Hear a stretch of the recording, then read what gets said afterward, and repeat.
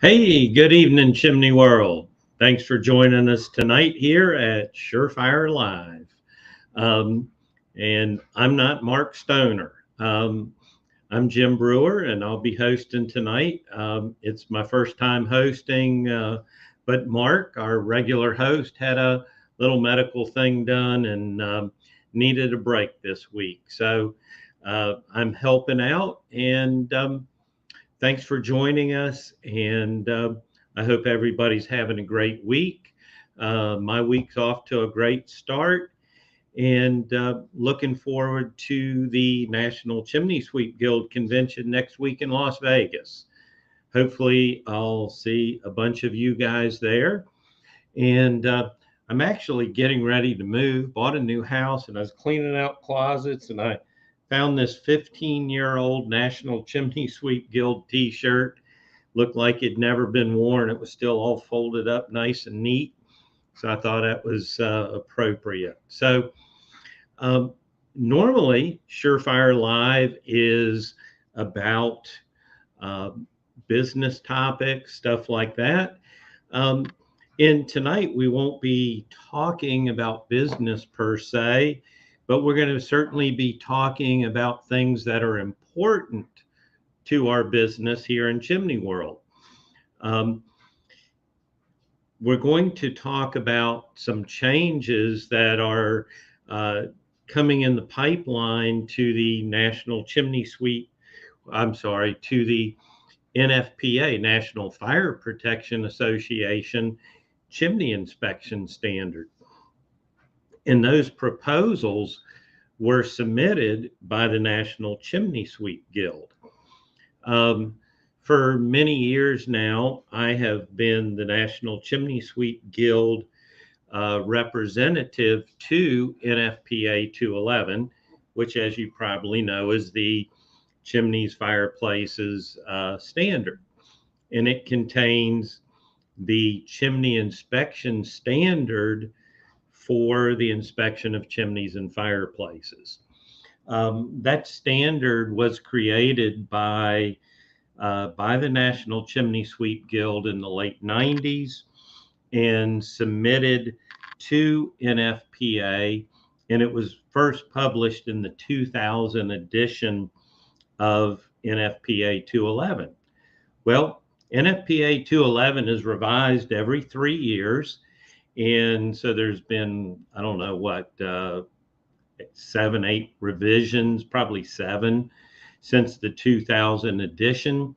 And there has not been a single change to the chimney inspection standard yet. But through experience, we've seen the need to make some changes. And so we proposed, the National Chimney Sweep Guild proposed changes that are being discussed in this current cycle. So I'm going to review those with you tonight. And, feel free to make a comment. And, if you have a question or something, throw it in the comments. I'll try to be watching those and address any concerns or questions that you have. So I hope you find this meaningful or at least helpful. And I got the idea to do this because a few weeks ago on one of the Facebook groups, there was a question that came up about the chimney inspection standard, and I answered it and mentioned that there would some changes coming down the pike, and that generated a lot of questions and comments, and so I thought this would be a good time to talk about it. These changes, proposed changes, have been previously reported in Sweeping Magazine as well, for those of you who are members of the National Chimney Sweep Guild. So I'm going to go ahead and pop up the proposals, and we're just going to kind of, I'll read through them and tell you why we did that, to go ahead and so I'm getting comments that there's a lot of background noise. I'm going to turn off the air conditioning in here and see if that does anything. I don't know if maybe that will help. I just turned the air conditioning off in my office. Okay, so I'm going to go ahead and put up the proposals, and these proposals, NFPA updates every 3 years, and it's kind of a long process. You have to submit the proposals, then the committee reviews it, and then they publish their results, and then the public gets to vote on them. Anyway, these proposals were submitted over 2 years ago. The deadline for the proposals was January 9th of 2020, right before the wonderful pandemic hit us. So anyway, the first change that we submitted actually is one of the ones that didn't get accepted. But this change, and you can see here on the screen, proposal number 1 was about the scope of the standard. The scope of a standard defines its application, or, it says, okay, we are going to cover these topics. So the scope is very important because it kind of sets the stage for everything to come. And so this change was recommended, and you can see here in 1.1 scope. This is presented in legislative format. That means text that is being removed is shown with a strike through, and then text that is added is shown underlined. So basically, we took fireplaces from the middle of the sentence and stuck it on the end. And you might think, well, that's kind of a stupid thing to do. But let me tell you why we did that. Because as it's currently written, it says, this standard applies to the design, installation, maintenance, and inspection of all chimneys, fireplaces, venting systems, and solid fuel burning appliances. Well, the standard doesn't really apply to all fireplaces, particularly with respect to gas fireplaces. There is no coverages for gas fireplaces in the standard. So, but as it's currently reading, it says it applies to all fireplaces. So by moving fireplaces to the end of the sentence, it says, that it covers solid fuel burning appliances and fireplaces. So we wanted to make it clear that the coverage is for solid fuel burning fireplaces. And this is important because later on in the standard, when we're setting up requirements for, level 1, level 2 inspections, we need to be inspecting things that are within the scope of the standard. And people are using the inspection standard to do level 1 and level 2 inspections on gas fireplaces. But the standard wasn't written with those things in mind. And if you disagree with that, take a look at what the standard really says. If we were writing a safety standard or an inspection standard for gas fireplaces, it would include language like make sure there's no gas leaks, make sure that there's a some type of flame supervision device like a safety pilot or flame rectification. There's no mention of gas fireplaces anywhere. So that's why this proposal was written. And unfortunately, the committee did not accept that proposal. They just didn't feel it was necessary.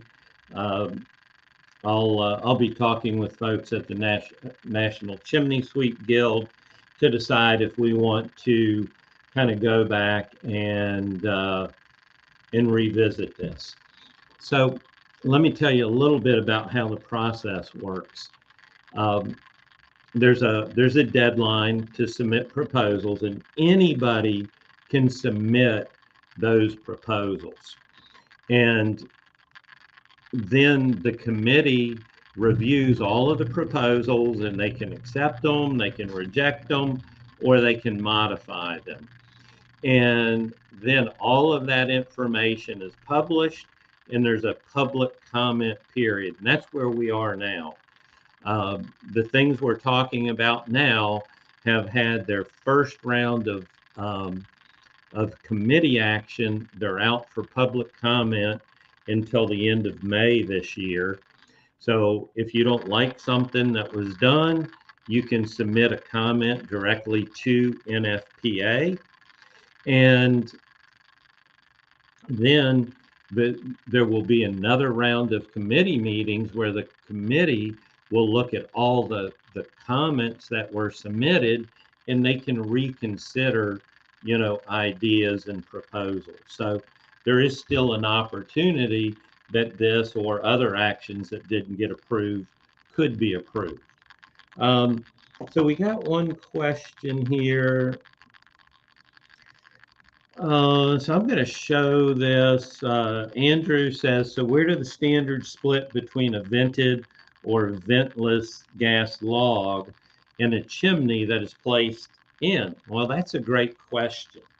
It really is, because the appliance standard or installation instructions for the gas log will tell you to put it in a fireplace that complies with NFPA 211. That's typically how they handle it. But NFPA 211 doesn't really have coverage for the appliance. If you want coverage for gas appliances, you need to go to another standard, NFPA 54, the National Fuel Gas Code. So the bottom line when you're installing these appliances is you've got to follow their directions. They kind of come first, and then the standard is secondary, but you can't ignore either one. You have to look at them together. Okay, so I'm going to move on to the next proposal. I got to scroll my screen down. In this one, we got into some stuff on accessibility. This has been really one of the troublesome concepts or issues within the inspection standard. For example, the inspection standard says you have to go in the attic and crawl space to do a level 2 inspection. But when are these things really accessible? Or when are they safe to go in? So one thing that was added was accessibility shall not require the inspector to enter areas that will in the professional judgment of the inspector, likely be dangerous to the inspector, other persons, or the property. So that was added in, and it makes it clear that we expect the inspector to use good judgment. And we don't want to be going in areas that are unsafe. Okay. And then so that was part of our proposal. And then the second part of the proposal was defining some areas or times when they weren't safe. And what you're seeing now on the screen is what the National Chimney Sweep Guild proposed. And then I'll show you how the NFPA committee modified that. But you can see that we put in a paragraph that says attics which provide less than 48-inch vertical clearance or 24-inch clearance are generally considered not accessible. Attics without walkways and having insulation which conceals the ceiling joists are generally considered not accessible. Attics with a temperature exceeding 115 degrees, not accessible. Crawl spaces with less than 24 inches of vertical clearance are not accessible. And then hazards such as standing water, sewage, animal waste, broken glass, exposed or unsupported electric wires, dangerous animals or insects will generally render an attic or crawl space inaccessible. So the committee basically accepted this, but they modified the way it was presented. And in the code, it will be presented as you see it here, more in kind of a, I guess it's an easier read format. But I think this is really going to clarify things that have been a concern. You know, if the attic is full of blown-in insulation, there's no walkways, and you have to kind of feel your way through trying to locate each ceiling joist before you take that next step. Do we really need to be in there? If it's above 115 degrees, do we need to be in there? So I think this is going to be a really positive change for the standard. And then things like standing water, animal waste or sewage, broken glass, animals, and so forth would basically render the crawl space or attic inaccessible. So I think that's a good change, and that was basically accepted by the committee. They just kind of restructured the way we presented it. So so I like that. Let's see if we've got any comments on that before I move on to the next one. So Bart says that would be a great improvement. It lets us make a safety judgment. And then Chad, you know, Chad's down there in Texas, and he says, wow, hot attics. My guys will like that. It's hot in Texas, man. I was doing some training down there for Chad, and it was rough on the rooftop. So, okay. So the next one, and this is also another one that did not get accepted by the committee, but what the guild proposed was inspections required by this chapter shall be limited to appliances and systems regulated by this standard. Okay, so and then we added an appendix section that kind of explained it. And for example, when a gas or oil-fired furnace is connected to a masonry chimney, the inspector is required to inspect the connector in the chimney, but not the appliance. And that's another thing that has been a concern, is how do we do a level 1 inspection on an appliance chimney that's got an oil furnace inspected? Are we responsible for inspecting any part of that oil-fired furnace? The standard doesn't tell us what we would be inspecting for or how to inspect it. And since oil-fired appliances are outside the scope of NFPA 211, we thought this would be a good way to handle it. Clearly solid fuel appliances like wood-burning stoves and fireplaces are within the scope of 211, but oil or gas-fired appliances are not.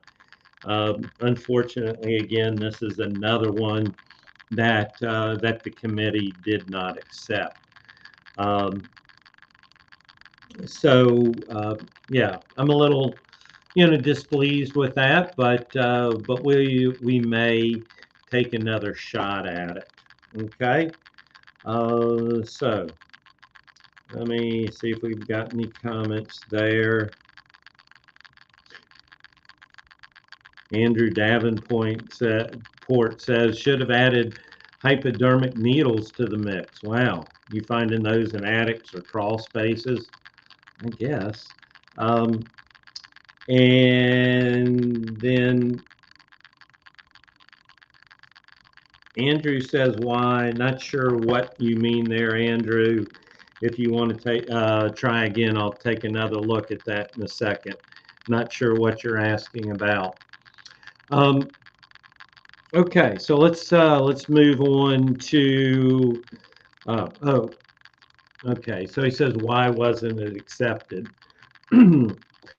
Well, I think it was in my opinion, and I'm not speaking for the NFPA committee now, I'm just giving you my opinion. I think it was a territorial thing that they didn't really want to admit that they don't cover those appliances. But I think that's, I just don't see how they can make that argument, because there's absolutely no coverage for gas or oil fired appliances in the code. So I think this is one that we might make some traction on in the second round. Okay. So let's move on to the next one. This dealt with incomplete inspections, and what we said here was where inspections are indicated or requested at a specific level, but circumstances prevent the completion of that level of inspection, the inspector shall indicate the level of inspection completed. The inspector shall document the reasons the higher level inspection was not done. So, for example, you're supposed to do a level 2 inspection during a real estate transaction. If for some reason you're not able to do it, then you would indicate we did a level 1 inspection and document why that higher level or indicated level was not done. So basically, this one was accepted, but again, they just kind of changed the way it was presented, as you can see here. So if for some reason you can't do the indicated level, like say there's been a chimney fire and you know you should do a level 2, but you can't, indicate the level that was completed and document it. So again, I think that's a good change, and it just addresses questions that have come up many times about what to do when you can't do what's indicated. Okay.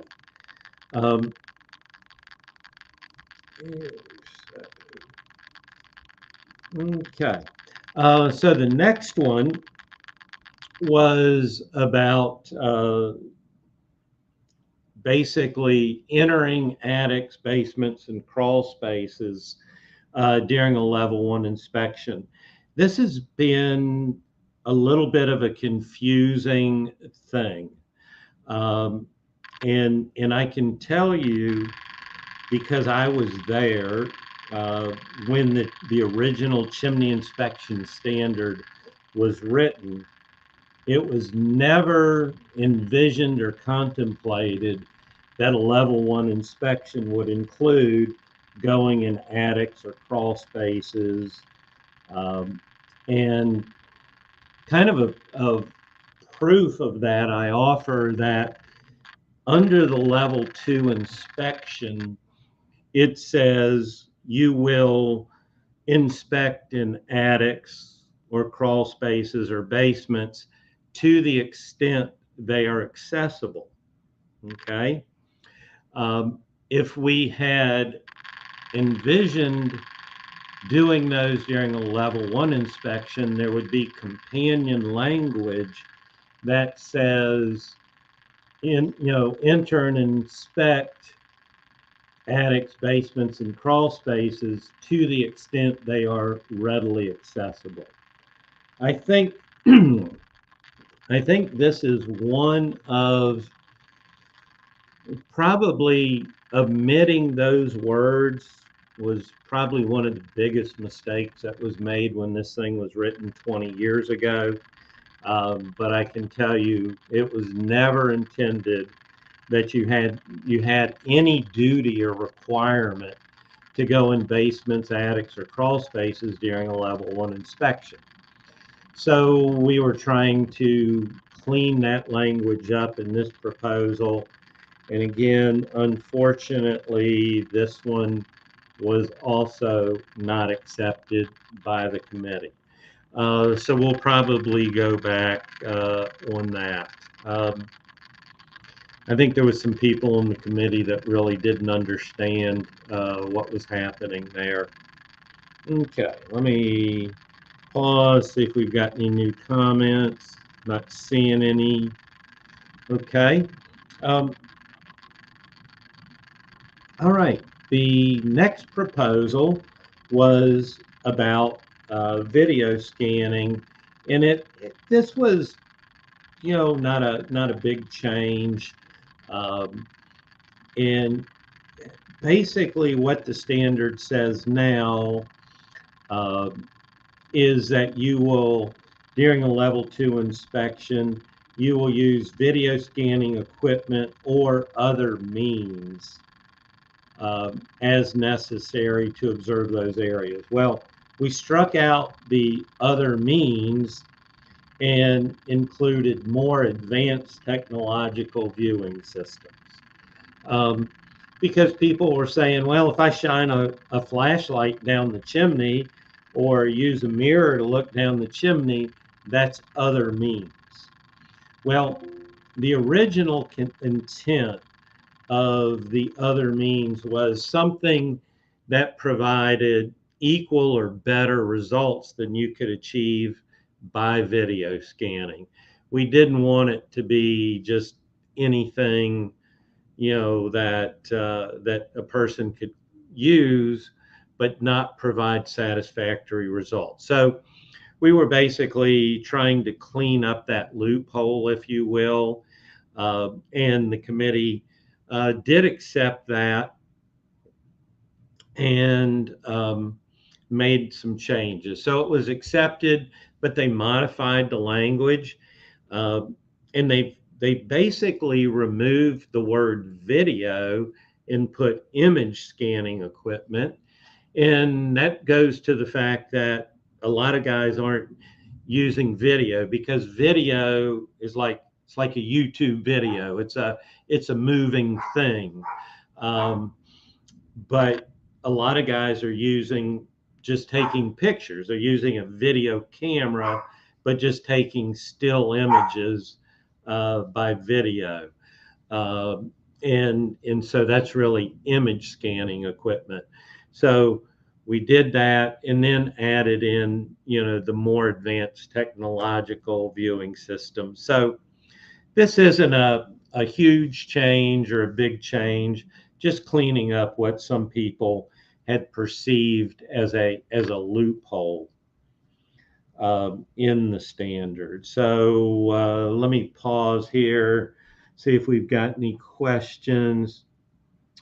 Yeah, so Bart's an old timer. He says, I remember back in the day, there were people using the chimney periscope and they considered that other means. Well, yeah, Bart, that's a perfect example of what we're trying to clean up. Uh, we want something that at least produces comparable results to what we all know as a video scanner.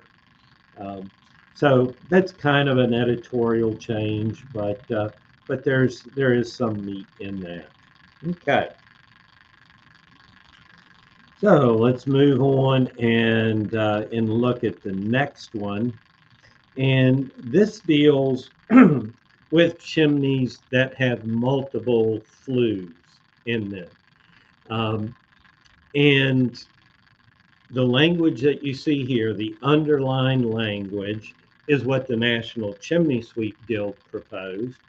And the proposal was to add an exception that the requirement to inspect all chimney flues and all flue liners is limited to the chimney flues and flue liners under the control of the inspector's client. Where multiple factory-built fireplaces and/or chimneys are installed in a common structure or chase, there's no requirement to inspect more than the systems requested to be inspected by the inspector's client. So that was the change recommended by the National Chimney Sweep Guild, and it was dealing with uh, primarily old chimneys in some old parts of town where you have row houses. You've got a chimney that's on the divider wall between two different townhouses, and there might be a fireplace and flue from one side and another fireplace and flue from the other side, but they're all in the same chimney. Well, the way the standard is currently written, if you're doing a level 2 inspection, you've got to inspect all of those flues and flue liners. Well, the folks next door don't want you coming over. You may not have access to it, things like that. So that change was recommended to clear up that situation. So again, this is another one that the committee liked the idea, but modified the language a little bit. And so what you see now, the underlined stuff, is what the committee approved and may be printed in the next edition.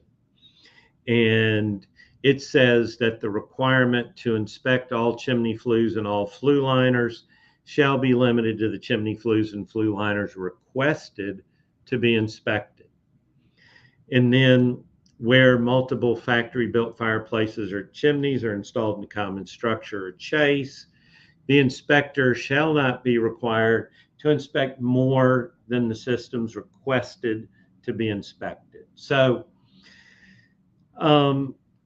basically, the NCSG proposal dealt with chimneys and flue liners under the control of the inspector's client. So, if Mrs. Jones is calling you, they're your client. If the other system in that chimney structure was under her control, then it would still be included. Basically, what the committee approved says, if Mrs. Jones don't want it inspected, you're not required to inspect it. So it is a different there, but it kind of accomplishes the same thing. So that's basically a summary of the changes that are out there, and you may see in the next edition. Even the ones that the committee accepted could still be eliminated if they get lots of negative comments during the comment period. The committee will look at that, and they could revise their earlier action. So let's see, we got some new comments.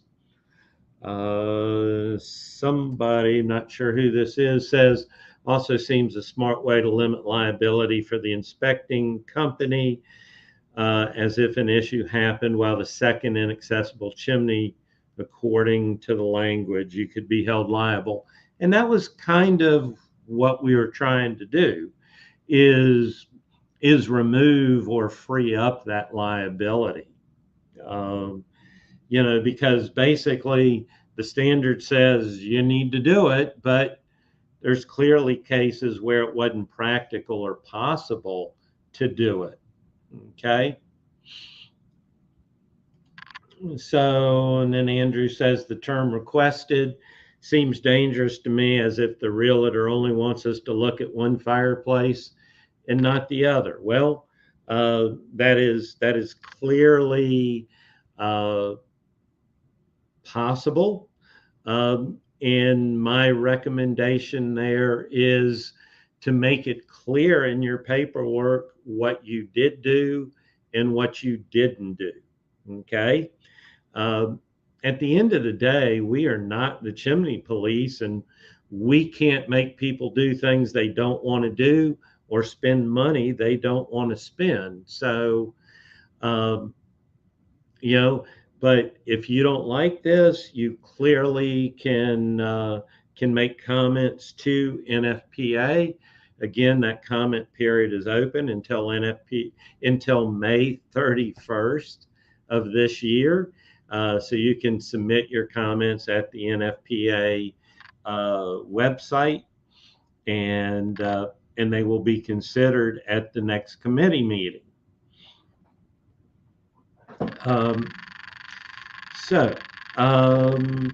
Yeah, if you don't like it,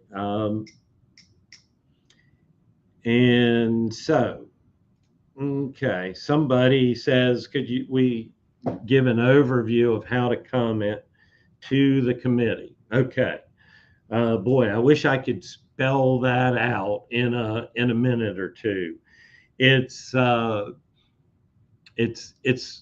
little bit of a complicated or confusing process, even for folks like me who are involved in this stuff.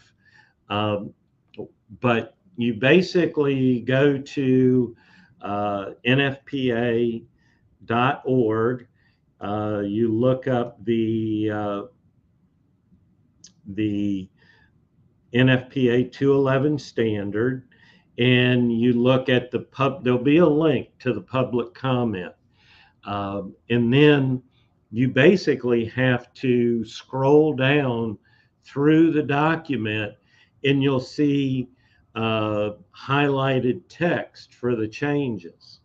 And then once you get there, you can highlight that the new text and make a recommendation or comment on that. It used to be an easier process, but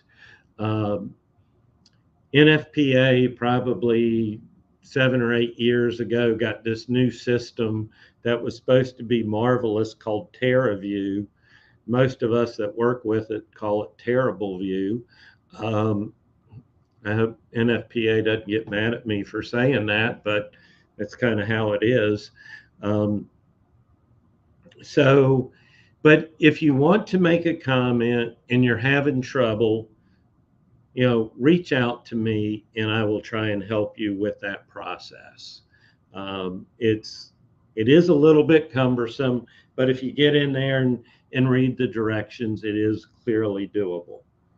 All right, so let's see. We've got a comment here from Chad. What's Chad saying?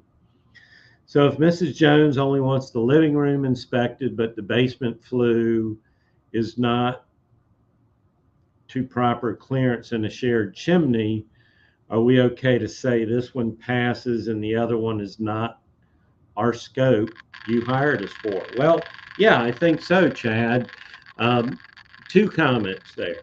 Again, make it clear what you did do and didn't do. But nonetheless, if you see a hazard, you need to point it out. Even though you weren't contracted to inspect it, um, but you see a hazard, you still need to report on that. You don't have to go looking for those hazards, but if a reasonable person doing the job you were hired to do would have seen it, you need to report on it. And let's say you're doing a level 2 inspection of one chimney system or one flue system in the chimney, but it's obvious the other one, there's a giant bird's nest 6 inches from the top blocking the flue. Well, it would be hard for a reasonable person to say they didn't see that. So you need to report it. You're not required to go looking for it. If it's 20 feet down in there, then, you probably wouldn't have noticed it. So report what you see. So, wow. So, any other questions out there? We haven't used up our hour, but there's no law that says we have to use the hour. And then there was an earlier question I missed. David said, will this be recorded and available for broadcasting? I think so, David. I think we can make that available. Again, this is my first night hosting this, and I'm still struggling with the technology here a little bit. But I think that is doable, David, and I will try to accommodate that request.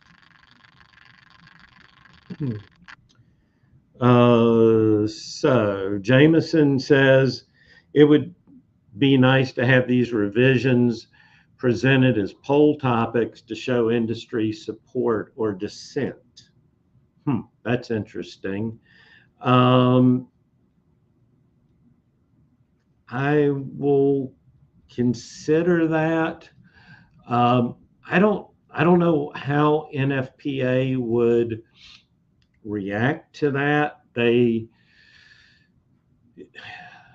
don't know if they would even consider that, but I'll have to find out. I don't know. I don't know the answer to that. I think if you have a comment that you want to make, you need to submit it through the process, but I'll see if that might be possible. And then we've got, let's see, could you comment on a set of pull down attic stairs, 1 or 2? Okay, well, my opinion, you were never expected to go in an attic for a level 1 inspection. And furthermore, if you look at the rating on a set of attic stairs, they're called disappearing ladders. It's a ladder. This is part of the reason that other change was promoted or proposed about not being required to go in attics and crawl spaces for level 1 inspections. Again, it was never intended to be that way when the standard was written. In my opinion, pull down attic stairs are not within the scope of a level 1 inspection, but that's my opinion. NFPA doesn't have an answer on that one way or another. So the final answer always comes from the jury on those kinds of things. When there's an issue, uh, that's usually who has the final say is the jury. Um, but yeah, clearly that's an area that there is not agreement in the industry on. Okay, so I think we've addressed all the comments that have come in. Uh, I hope you guys felt like this was helpful. Um, it's not what we normally do for SureFire Live. SureFire Live is usually business, but hey, I'm the technical guy, I'm the code guy, uh, and I like talking about this stuff. I hope I didn't make it too boring for you. Um, but the whole code making process in general, it's kind of like making sausage. Um, it's the outcome might be pretty good, but the process is nothing fun to watch, and it can be boring.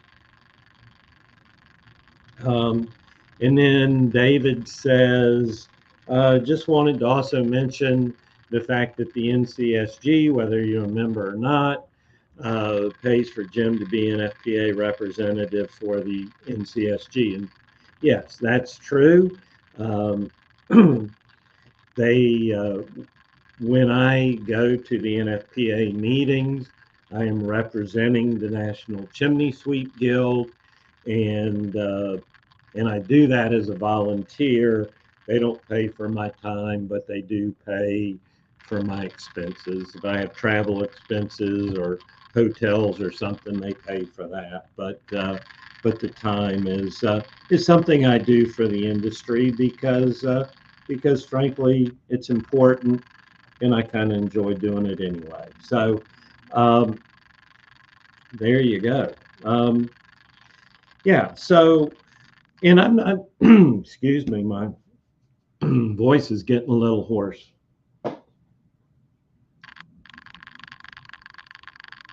Um, I'm not the only code rep. Um,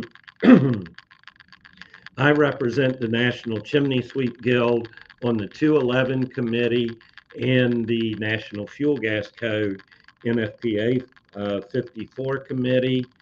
And the National Chimney Sweep Guild also has a seat on the NFPA 31 committee, which is oil appliances and oil venting. John Pilger held that seat for a good long time, but currently Steve Scally, I believe, is the NFPA 31 rep. And then comment here, could there ever be a standard for ladders, ropes, and scaffolding for chimney safety? Well, I think there kind of already is, Chad. It's this book right here called OSHA. Um, I don't know that that's something NFPA would get into, but clearly OSHA has rules and regulations for safety. So, yeah. All right, good stuff. Any other comments? Well, remember, guys, next week, Las Vegas, National Chimney Sweep Guild Convention. I'm looking forward to it. It's always a good time. I've been to every NCSG convention since 1980, and it's always a good time. And I look forward to being there and seeing friends and meeting people. And I get to just kind of kick back this time. It's probably the first time in 30 years I haven't done some kind of seminar or training there, and I'm not doing any of that this year. So um, good stuff. Thanks for tuning in. Unless anybody's got any comments, I'll wrap it up. And I'm not sure what's going to happen next week On Tuesday night, the whole SureFire team will be traveling to Las Vegas. So not 100% sure that there will be SureFire Live next Tuesday. Uh, watch the group list. We'll let you know if it is going to be there. But I wouldn't be surprised if there isn't one next week, because I know all of us will be traveling to Las Vegas. And if you're coming to Las Vegas, stop by the SureFire booth and say hi. Um, and You're welcome, Andrew. I'm glad you found it useful, and hope to see a lot of you guys next week. So until then, stay safe out there, do good work, and have fun. Life's too short to do something you don't like. So try and have fun while you're doing it. So I'm going to say good night, and we'll see you next time. Bye-bye.